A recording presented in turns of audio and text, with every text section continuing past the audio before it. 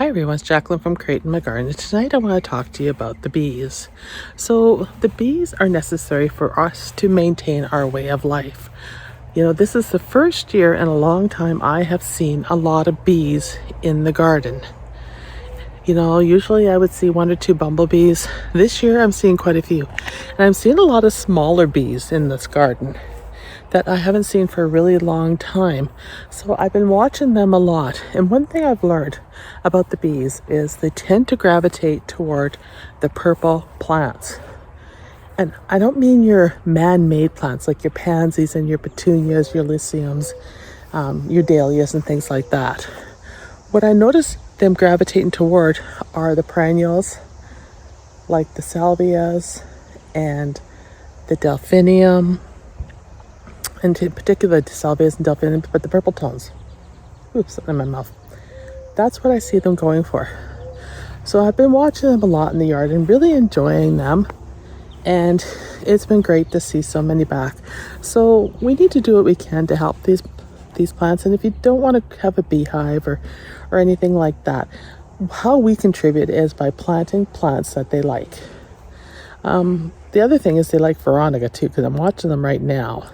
They're in the Veronica. So I'm just going to show you.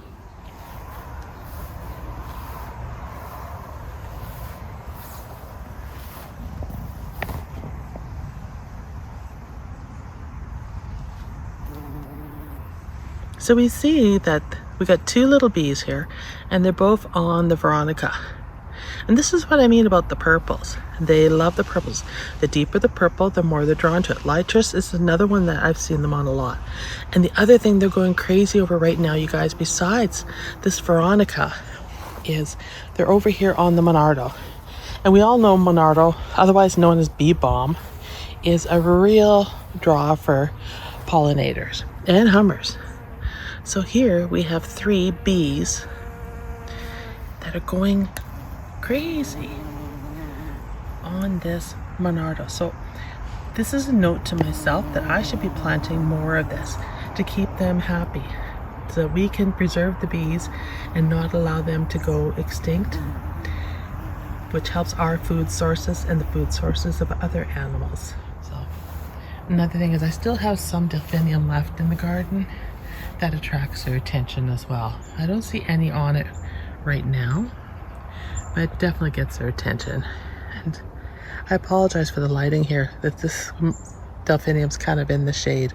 I'm just going to walk over to another area just to see if there's any over here on the hostas, because the hostas have a purple flower on them. So I'm just going to check it out and see if it's attracting any tonight.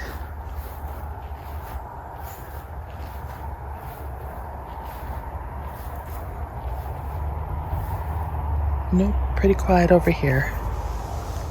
So they're definitely focusing on the Monardos and the Veronicas, which is great. I'm glad I provided some.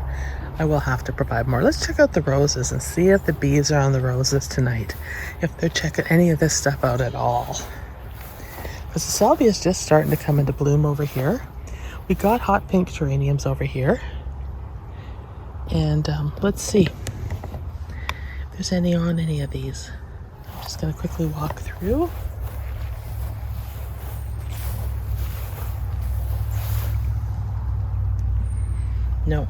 Nope, they're back on the Monardos and the Veronicas. So that's the key, guys. Plant those kind of flowers, go for the purples, and you will have bees. Let's do what we can to save them. I'm just checking to see anything on the lilies. Another thing sometimes I see them on is potentillas. Like sometimes they'll be on the shrubs too. And that, it's kind of evening right now when I'm doing this video. So I don't see as much activity as I would during the time earlier in the day. But I'm just going to check it out anyhow. Just a couple more spots here to see if I spot any bees on the roses, because we do have some purple salvia here, but it's shaded, and I find they like to be in the sun as well, where it's warm. I would have thought I would have seen them on some of these annuals here, but they aren't. They're nowhere near here. So I'm going to check another part of the yard and see where they are. I think I maybe spot some over here. And I'll give you a close-up look at the plants at the same time. I'm just enjoying doing this for you guys. It's a peaceful video just to help relax and enjoy our achievements. Like I said, I'm getting down on the delphinium. It's getting to that time where it needs to be, the rest of it needs to be cut back. And no, I don't see anything over here. All right, let's go check another part of the yard where that's in full sun. And once again, true to my prediction, they are in the salvia in my pot on the front steps. So they're going toward the purples again.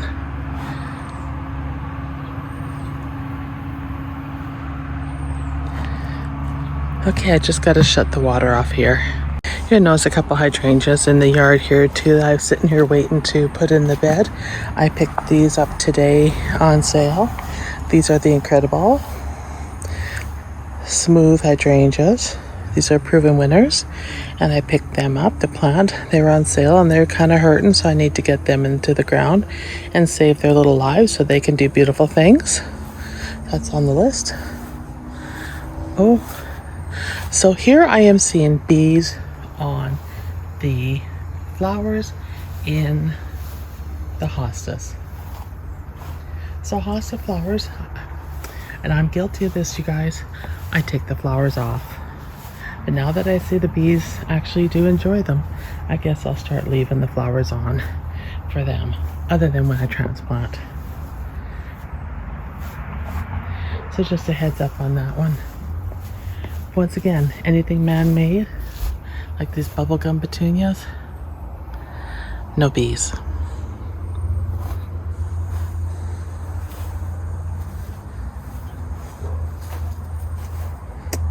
You know, have another baby robin in the flower bed here again, a fledgling. There's been quite a few this year keep falling out of their nests. I'm pretty sure there's something in here moving around. Oh no, he flies. Okay. He's just playing silly. So I'm just looking through here, see if any bees are on anything here. Sun's starting to go down.